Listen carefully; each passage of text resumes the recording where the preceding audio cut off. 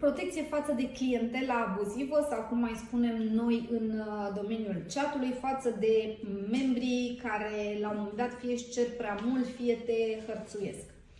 Sunt studiouri care or să-ți spună: lasă, treci cu vederea, nu contează ce face ăla cu tine acolo, dar dacă lucrul ăsta devine foarte stresant pentru tine, este important ca studioul să te protejeze. 1.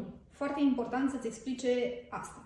Acei utilizatori, clienți, membri, cum vrem noi să le spunem, vin și spun anumite lucruri urâte despre tine, dar trebuie să înțelegi că nu o fac către tine personal, o fac către modelul pe care ei îl văd în online.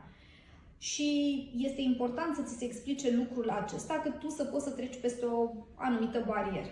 Acum, dacă simți că acele cuvinte sunt prea jignitoare pentru tine, ai opțiunea să banezi sau să dai mut acelor clienți, useri, utilizatori, cum vrem noi să le spunem, dar este alegerea ta.